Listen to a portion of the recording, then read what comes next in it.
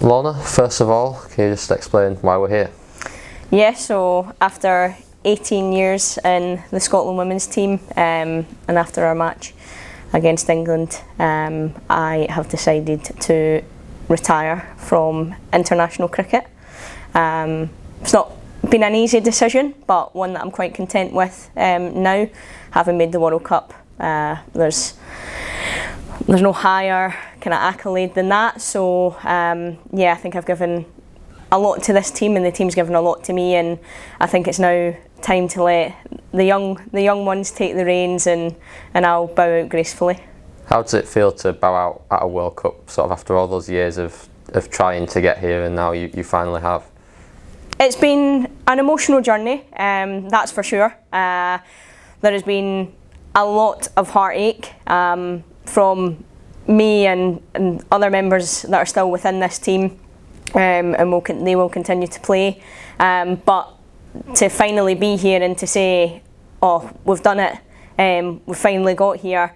I wasn't sure how the qualifiers were obviously going to go, and I had said at the qualifiers that would be my last qualifiers as well. And as I say, the team performed really, really well throughout every single game that we played and got us here. So it would have been silly then to then say, oh well, you know, I've made the World Cup. But that was kind of always my thing. My thing was to, like, I hope that I'm in a team that helped Scotland get to the World Cup. So I didn't ever twist that and be like, oh, I hope I play in the World Cup. But now that I'm here, I'm glad that we did make it, and I'm really glad that I continued for that extra few months to fight for my space in this team and be here and play the games. And yeah, it's just been a journey, but to end it at a World Cup, as I say, there's no higher kind of accolade in women's cricket than the World Cup. There's no higher competition that I could possibly play in, so nothing's going to better that really in my career. And to be the most caps player as well, what has that journey been like from the little kid that grew up in Paisley playing cricket to being the most cap player and playing at a World Cup? Yeah, you missed Mouthy out there, the little kid from Paisley that was Mouthy. Well, I think like that little kid's still in me somewhere, probably my accent more so than anything, but I think, you know, I don't ever think she would have thought, you know, that's where you're going to end your career, that's where you're going to end up. As I say, we had a lot of heartache, a lot of losses throughout my career, probably more losses than we have wins, but that's what brought us here today. And yeah, I think, you know, I've never lost that fiery feistiness that I have, and I don't plan to lose it anytime soon either, even if I'm playing club cricket. But I think that's probably what's steered me on and kept me fighting. And when times have got tough, which they have, for both me personally and as a team, you know, it's how you pick yourself back up and get on with it and learn from your experiences and try and better yourself. And I suppose throughout my career, like if I could keep committing and if I can better myself, then that can only be beneficial for the team. And I think that's how every player approaches playing for Scotland, which you can't ask for much more. And without my team, I wouldn't be here today. Without Bryce as my captain, you know, a few years ago I could have easily walked away and wasn't really enjoying myself, but she had a kind of word with me and was like, why don't you just try and find the love for it again? And I did that, and it was something like a Euros or something. I did that, and yeah, and now we're here today. And you know, I told her the other day, no, this is it, like, I promise you, this is actually me retiring. Yeah, I suppose being the most cap player, that's an individual achievement, but it's an achievement that at some point, one of the girls on that pitch that I'm playing with, or have played with, they're going to be that player.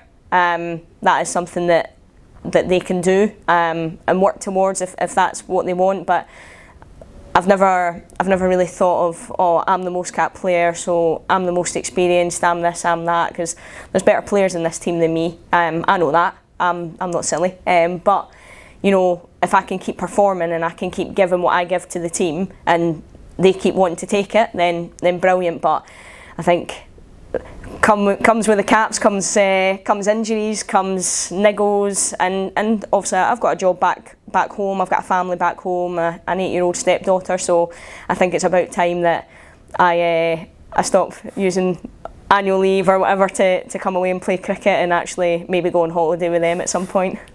You talk about the team a lot. How have you seen the team? Obviously it's a very different team now to when you were started, but how have you seen them develop throughout your career as well? Yeah, so I think there's obviously players on this flag behind me that I've played with. A couple of them are obviously still in this team, and actually for the past kind of 7 to 10 years, I think there has been quite regular names in it. And I mean, we've come leaps and bounds as a team, as Cricket Scotland, you know, representing. We've went from having to travel everywhere down just to play in the ECB competitions to all of a sudden we're playing on the world stage, and that just comes from the hard work and the commitment of each individual person.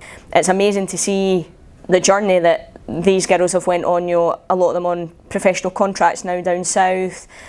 I never thought I'd see that day. I didn't think I'd see the day where, you know, even the Scotland players are on contracts, and luckily enough 2 years ago 9 of us were offered them, and I was one of those people, and then was re-offered one at the start of the year as well. So, you know, I thought, wow, like Cricket Scotland are really backing me here as well. And as I say, I know where the team have come from, and some people in the team don't know where it's completely come from or what we used to have to do and the barriers that were in the way. But we have broke them down, and thankfully, like, we are in a much better place than we were 18 years ago. So I'm excited to sit back and relax in the stands, hopefully in England 2026, and watch them come even further. You mentioned sitting in the stands and maybe getting a few more holidays in. What is next now post international career?